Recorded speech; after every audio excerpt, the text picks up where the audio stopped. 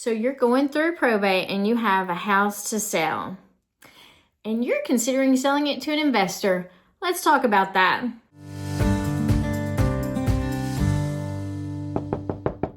Hi, my name is Tanya Byrd and I am a realtor who specializes in probate.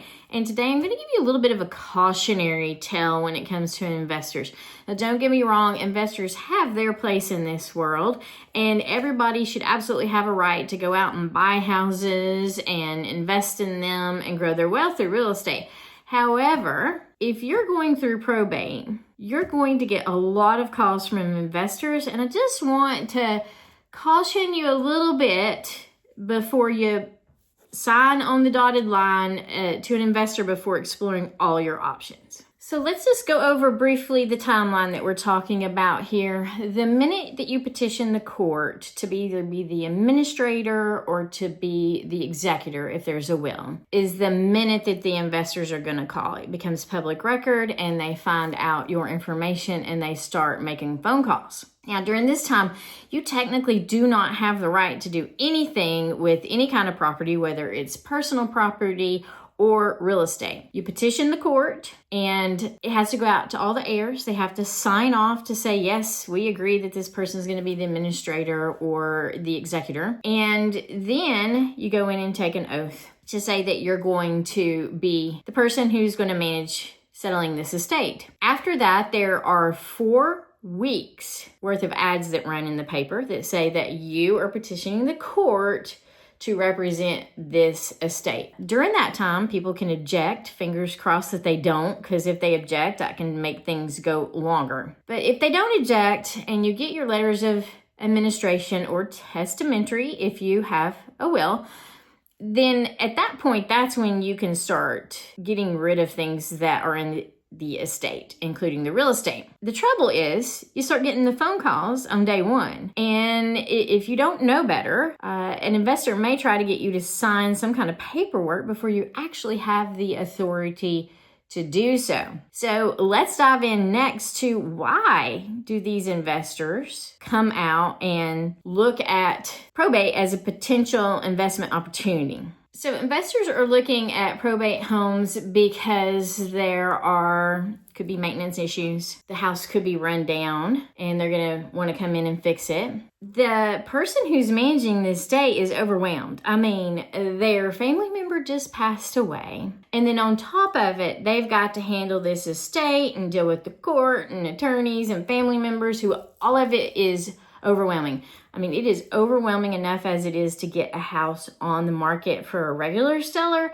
Add all that other stuff on top, and the person can just get so overwhelmed they are confused and want to push the easy button. Another thing is that they promise that they're going to buy the house with no repairs. And one of the questions I get often asked is, can I put a house on the open market and not make any repairs? And the answer is yes. You're upfront about that. You price appropriately. You put in there that it's being sold as is. So you may price a little bit lower based on the condition versus a house that's in better condition. And you say you're going to sell as is. And when your buyers come along, then if they ask for repairs, you say, hey, I said this was as is. So yes, you can sell a house on the open market as is and not make repairs. The other thing that I'll say is their tactics either tend to be handwritten notes, or sometimes they've door knocked on people's doors, or they'll call you, but they'll try to offer cash, no repairs, that sort of thing. Let's talk about how much lower that they tend to offer. So I had a house up in Cobb County and we're selling it as is because it needed new carpet, new paint. Bones of the house was good, but otherwise it was outdated and needed a nice freshen up. The person who was over the estate didn't want to do that, so we're selling it as is. The offer that we got from an investor was $225, and we were able to take it to the open market and sell it for $275. I'll give you another example, one that's out in Clayton County. Clayton County is a great place to invest in, by the way. A lot of rental properties and flips out there. This particular house needs new carpet, new paint. It really could use updating. Is you could put in new cabinets, you could put in new countertops. They don't want to do that. I don't blame them. The highest price we got was $150. Several people came in lower than that, wanting to offer on this house. I think with them putting in a little bit of paint, a little bit of carpet, probably will cost them around $8,000 to put into it, maybe $10,000 depending on the type of paint and carpet they go with. Just go with the cheaper is my advice. Then we're going to take it to the open market at $210. So you can see that with a little bit of investment, if you have the money. If they didn't have the money, I would say that we could test the market at around $190. I found a house that didn't have new carpet and new paint that sold for $190. Still, if they choose not to do the updates, they would still be leaving money on the table if they went with the investor. The reason why this works taking it to the open market rather than going to the investor is you get more eyeballs on the property. And when you get more eyeballs on the property, there's competition there. And you'll find that some investors won't make as low of a low ball because it's on the open market. You may actually find an investor, the kind who want to come in and live in it and fix it up and then maybe sell it 2 years from now. You may find somebody who's fixing it up for a family member. I mean, there's so many different types of investors that even if you do sell it to an investor, you get the most eyeballs on it. You get the highest price possible. Also, I have seen where investors will offer way more than it really is worth just to get it under contract, and then come in and do a bunch of inspections, and then that's where they lowball. So investors can kind of be all over the place when it comes to how they go about making their offers and getting things under contract and trying to get that seller, the person who's over the estate, to move forward with the sale. Now let's talk about two other kinds of investors that you really have to be cautious about. One is a wholesaler. So the wholesaler will come in and they'll say, hey, I'm going to buy this house. Maybe it's for $150,000. We're not going to have real estate agents. So you have no protection. You don't know if this is a standard contract form or if it's written in favor of them. Most likely it is. But they'll say, we're not going to do any real estate agents. But once it's under contract, then I'm going to fix it up. I'm then going to take it to the open market and hire a real estate agent. And then you don't have any say on who I hire. And then I'm going to assign a buyer. I'm going to get a buyer and assign it over once to the contract once I have that secure. The problem with this is they secure this buyer at a higher price. And so they will make a little bit of a margin, sometimes quite significant. Sometimes it's like $30,000, $50,000 over what if you just took it to the open market could have just made. So caution you on the wholesalers who try not to involve any agents.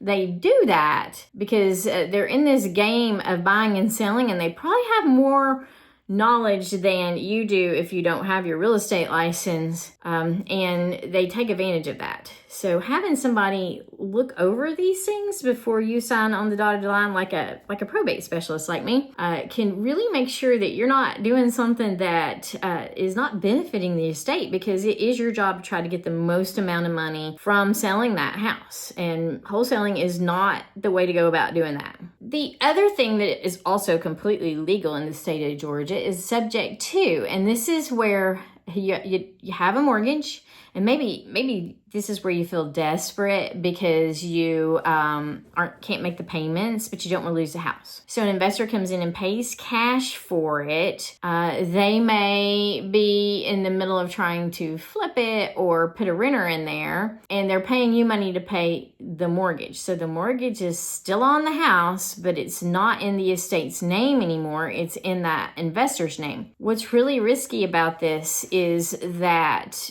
they could stop paying the mortgage, and then the estate's on the hook for that. And the bank isn't going to be too happy that you sold the house without telling them. Most mortgages have a due upon sale clause, and they're not going to be happy about that. And they could start foreclosure proceedings, which affects the estate's credibility. And, the investor, their credit doesn't get hurt. The house just gets foreclosed upon, but their credit didn't get hurt because their name is not tied to that mortgage. People do that out of desperation. I would caution against that. If you don't have money, there are probate companies out there who will lend you money, knowing that you're going to be the administrator, and once the house sells, then you can pay that off. So if you get tight on mortgage payments, because sometimes people have a whole lot of equity that they're sitting on, but they don't have a whole lot of cash to continue the payments. So in that case, I can recommend some people who have used companies like that and can help you out in a pinch, just to get you by long enough to make the mortgage payment so you don't get foreclosed upon, so you can get the house sold fairly quickly. Let's talk about a few things that you may choose not to do in a probate sale that you might choose to do in a traditional sale. And then if an investor comes along, investors are most likely going to pay cash, not always. Sometimes investors do use a conventional loan. If it's cash, they should be able to close within 2 weeks, because any good closing attorney around here can research title in 2 weeks, and if there's no problem with title, can close within 2 weeks when it's a cash deal. If an investor or a regular buyer comes along with a mortgage, it usually takes 30 days. Sometimes with an investor, they're not going to ask you for repairs. Again, like I said, if you take it to the open market, you can advertise you're not doing repairs, so don't ask for it. So if you're the buyer and you're a little bit nervous about some kind of issue you might run across that's going to require repairs, then they probably don't need to put an offer, or you might not want to consider that offer if it's a buyer who's trying to get repairs done. The other thing I will say is that clean will be the best way to go. So even if there's deferred maintenance and you can't paint and you can't put new carpet in, if you're able to get everything out of that house and have somebody come in and clean it so people can visualize themselves in it, not try to sell it when clothes are strung everywhere and pots and pans are strung everywhere and like you didn't have time to kind of like clean that stuff up. That can put a lot of blockage and barriers against buyers, particularly if they're not investors who can't overlook that sort of thing and then pass it by. So having it clean will absolutely help you sell a house every day, all day, no matter condition, price, and having it clean. So when might be a good time to sell to an investor off market? I mean, there could be a number of reasons. You could be laughing, right?